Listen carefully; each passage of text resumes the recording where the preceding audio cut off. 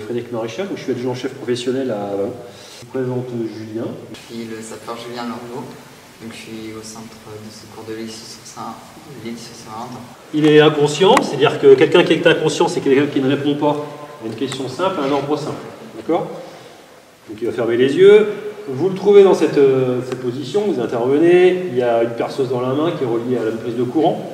Alors il faut faire attention parce que l'humain est comme ça, c'est-à-dire qu'on a tendance à se précipiter sur la situation. Il faut savoir que, alors nous, ce qu'on dit dans le milieu pompier, généralement, on dit il faut observer la zone avant d'intervenir. Observer, c'est on va regarder en l'air, on va regarder sur les côtés, s'il n'y a rien qui nous menace de nous tomber dessus, s'il n'y a pas de choses qui peuvent nous blesser. Alors, est-ce que vous distinguez bien une personne électrocutée d'une personne électrisée? Ah, non. Non.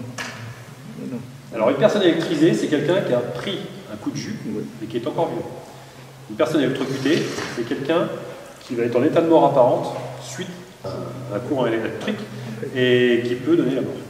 Qu'est-ce que vous avez dans vos voitures qui est obligatoire? Le gilet jaune, enfin notre gilet, le triangle en 4. Un gilet jaune, oui, un triangle. Ouais. Alors à quoi ça sert? Le petit lacet, une protection. Non, signaler l'accident déjà. Alors, route, hein, on est en France, donc on conduit à droite.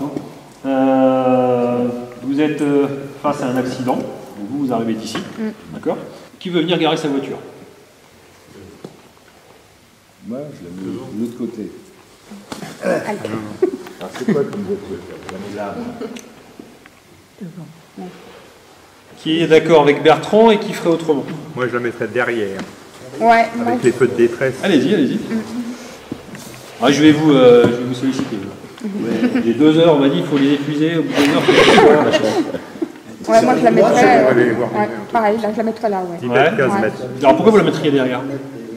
Pour pouvoir signaler avec mes feux de détresse qu'il y a un problème devant moi. Les feux de détresse, effectivement, c'est fait pour être signalé. Le seul problème, c'est que vous prenez l'autoroute de temps en temps. Vous voyez, quand vous partez en vacances, les camions de la P2R, c'est les camions jaunes. Des fois, ils sont en exposition sur les aires de repos. Les camions, ils sont complètement déglingués, défoncés, parce qu'ils se sont fait rentrer dedans. Pourtant, c'est des professionnels du balisage. Et nous, régulièrement, ça nous arrive en intervention, surtout sur l'autoroute. On fait des balisages,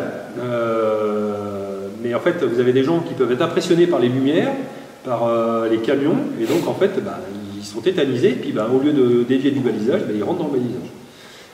Là, c'est la même chose. Si vous laissez votre voiture derrière, il y a des voitures, on ne sait pas pourquoi elle a eu un accident. Si vous laissez votre voiture derrière, c'est ce qu'on appelle un risque de suraccident. Ah ouais. D'accord. Je vois au loin qu'il y a des camions qui arrivent à grande vitesse. Si je ne leur tire pas de la route, qu'est-ce qui va se passer? Il va se faire écraser. Il va se faire écraser, donc il y a un danger vital. D'accord. Est-ce que le danger est contrôlable?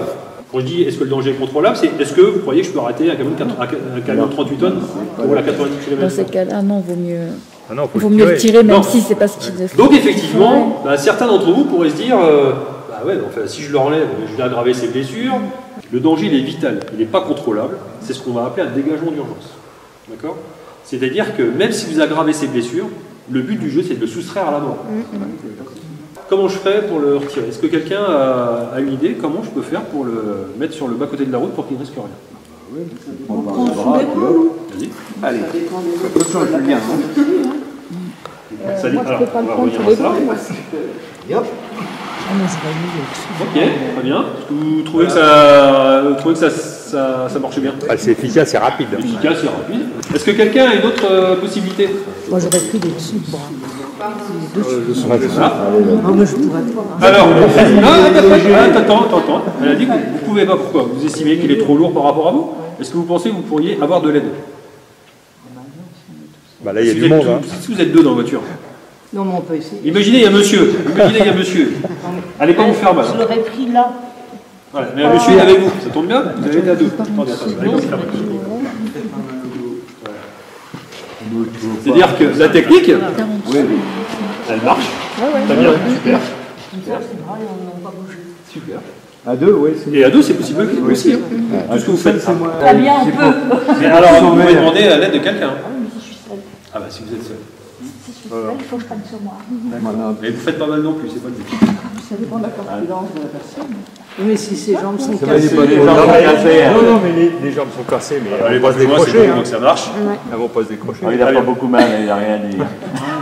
Maintenant, on vit dans l'ère du numérique, hein, donc regardez ce que Julien a à sa ceinture.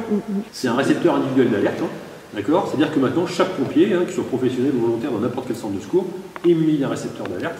Et chaque pompier est averti là-dessus. Donc déjà, il regarde, il sait pourquoi il part.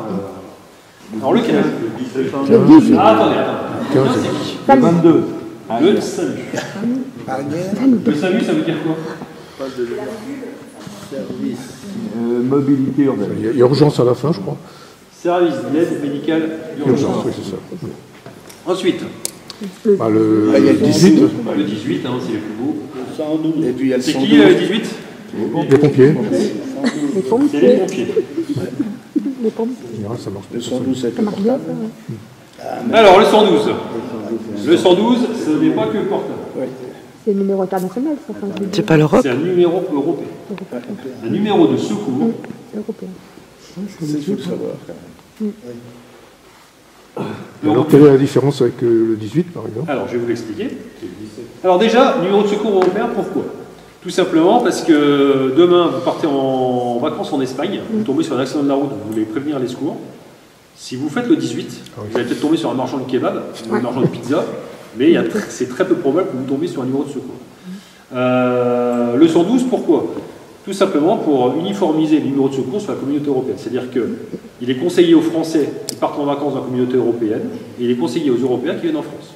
C'est-à-dire que dans n'importe quel pays de la communauté européenne, vous tapez le 112, vous tombez directement sur un numéro de secours avec des facilités d'aide à la traduction. Exactement, par chat, par SMS. D'accord. Et justement, donc il va être conseillé pour les sourds et malentendants, mais il va être aussi conseillé si jamais vous êtes caché d'une attaque, par exemple terroriste ou d'une agression, pour prévenir les secours. Voilà. Vous vous cachez, vous faites le 114 et vous converserez par SMS. Ça vous évite de parler et vous pouvez rester caché. Facile à retenir. Ils sont tous gratuits. Ils sont faciles à retenir, effectivement. Des fois, vous pouvez avoir sur votre téléphone urgence seulement. Ouais, c'est ça.